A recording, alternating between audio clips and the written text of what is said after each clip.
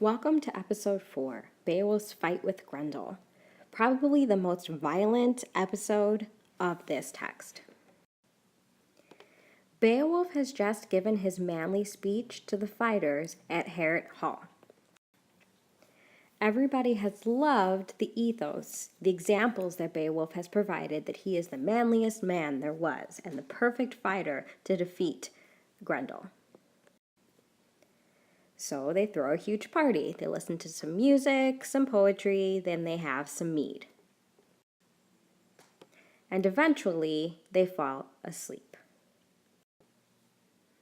All except Beowulf, who is waiting the arrival of Grendel. This is where the episode begins on line 710. But instead of starting with Beowulf, the hero, the author chooses to begin with Grendel, the villain. We learn that Grendel, and I'm starting on line 710, and off the moors, down through the mist bands, God-cursed Grendel came greedily loping. There's lots of vocab words in there that hopefully you've annotated. But remember that the moors are where Grendel lives, that area that's just blank land and a little bit of water. And that's important for the next episode, the water. But he's coming from his homeland.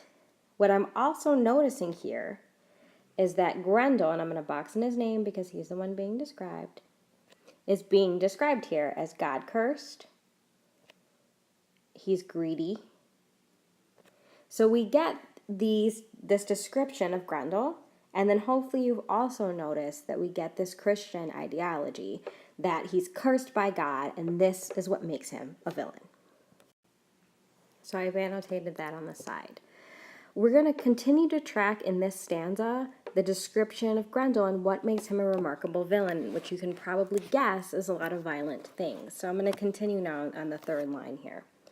The bane of the race of men roamed forth. So here we get another name for him, and he's the bane of the race, and hopefully you've annotated that vocabulary word. So I've simply just drawn an arrow there. He's hunting for prey in the high hall. So he's related to an animal here. He's hunting for prey.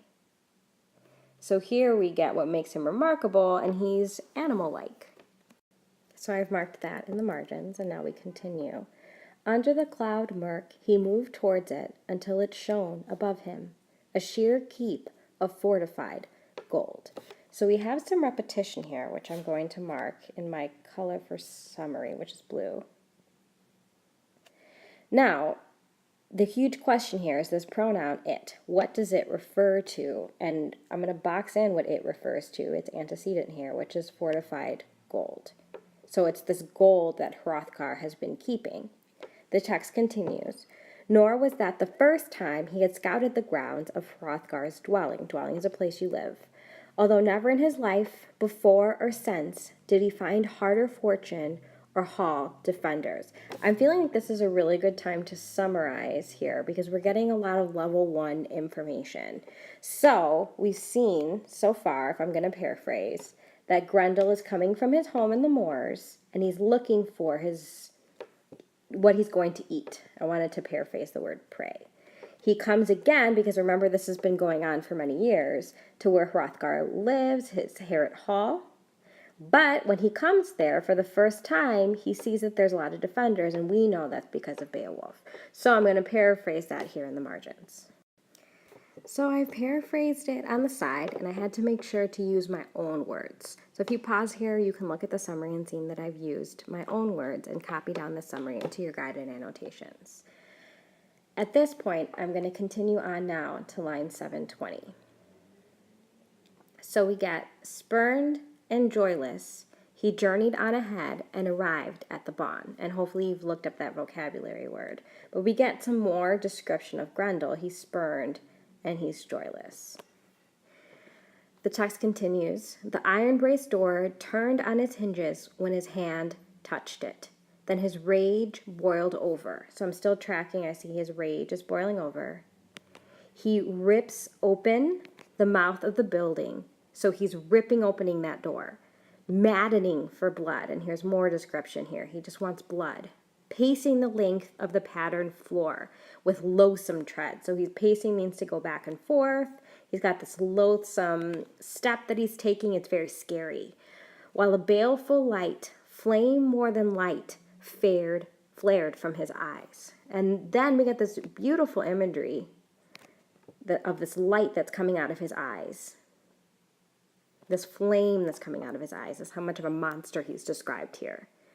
He, and remember this he, so we're getting this pronoun, and we know here that the only he this can refer back to is Grendel, because we haven't had any other men yet. He saw men in the mansion sleeping, so there they are sleeping, a ranked company of kinsmen and warriors quartered together. They're sleeping together. And his glee was demonic.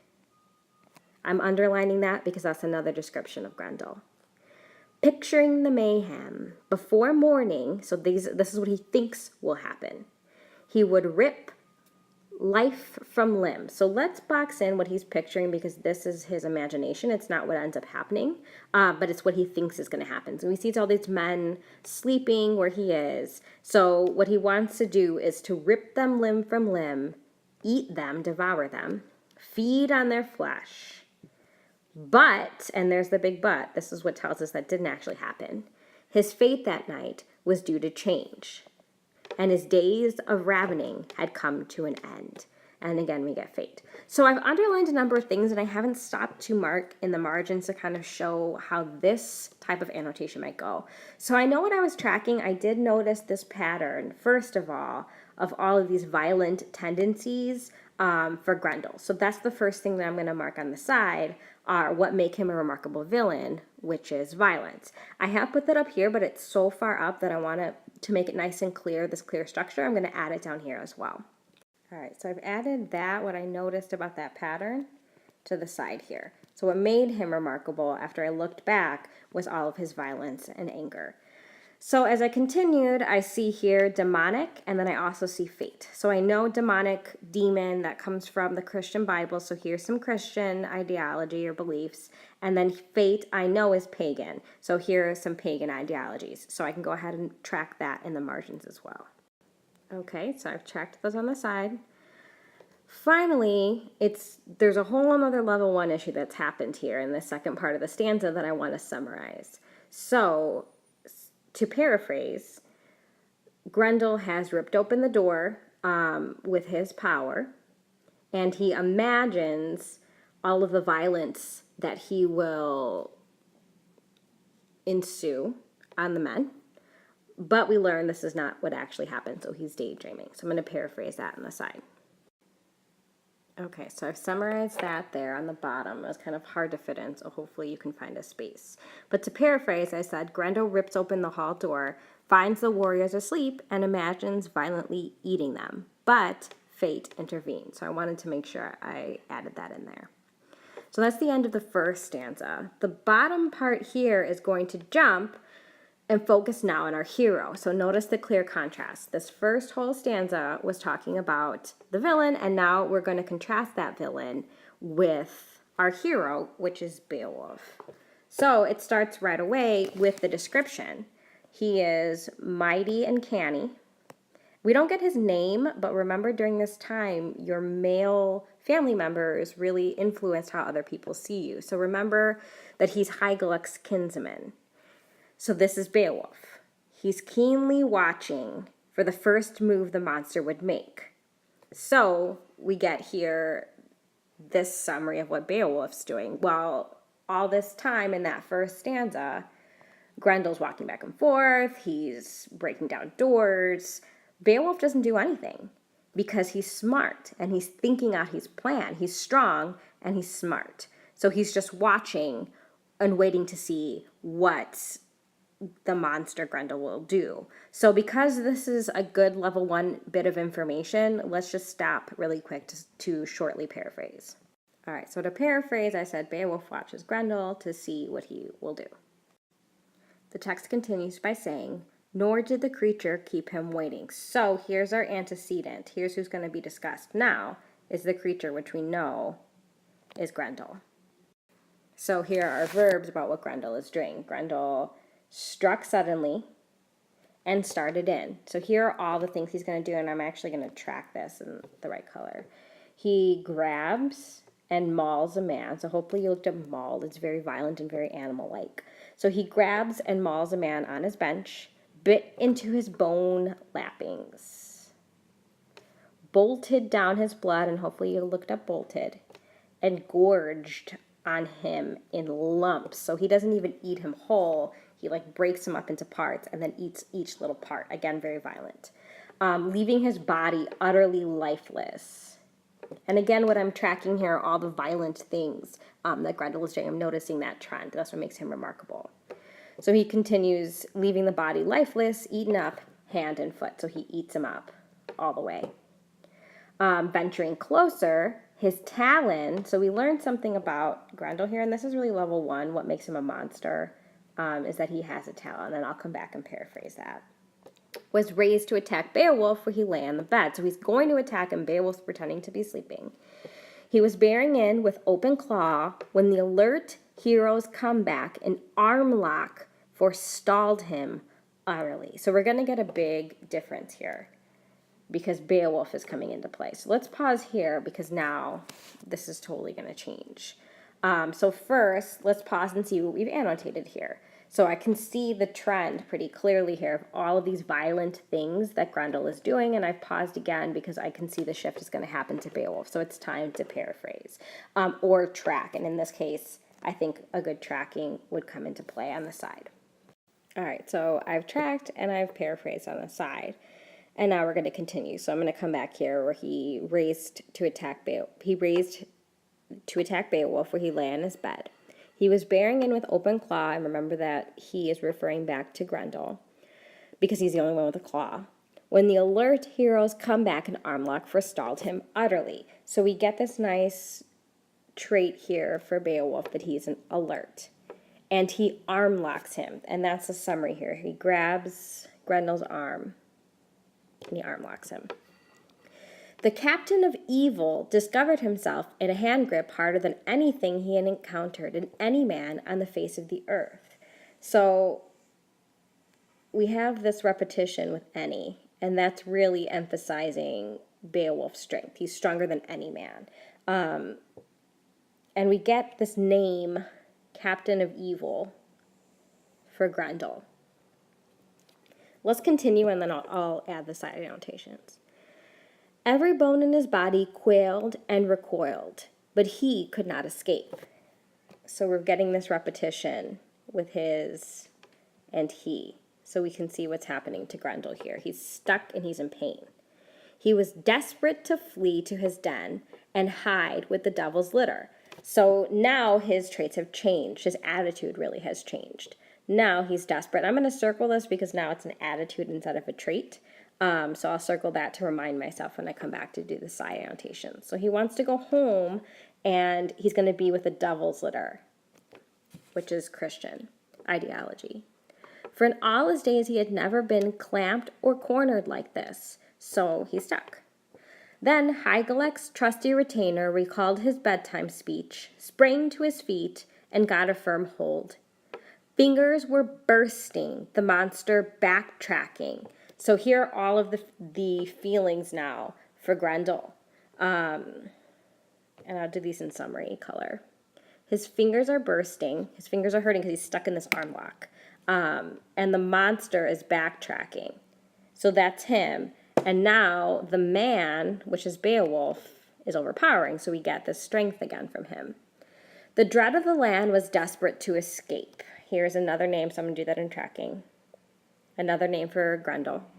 He's desperate, so here's another desperate, another attitude. To take a roundabout road and flee to his lair in the fens. The latching power in his fingers weakened. So now his arm is weakening here. So I'm going to do that in summary color. His fingers are weakening. It was the worst trip the terrormonger had taken to Harep, I'll say, the worst trip ever. Terrormonger is a name for Grendel. And now the timbers trembled and sang, a hall session that harrowed every Dane inside the stockade. Stumbling in fury, the two contenders crashed through the buildings. They're making all of these noise, and I'm going to do that in summary. They're crashing throughout the building. The hall clattered. We're getting all this imagery. This clattering is a sound. It's hammered, that sound, but somehow survived the onslaught. So Harrod Hall survives. All right, so let's look back and see what we've done here. We've got a lot of summary here. So let's see what I have in blue here. So this any man, every bone, so the arm lock. All right, so to paraphrase, Beowulf traps Grendel in an arm lock. All right, as I continue down, I see more tracking here.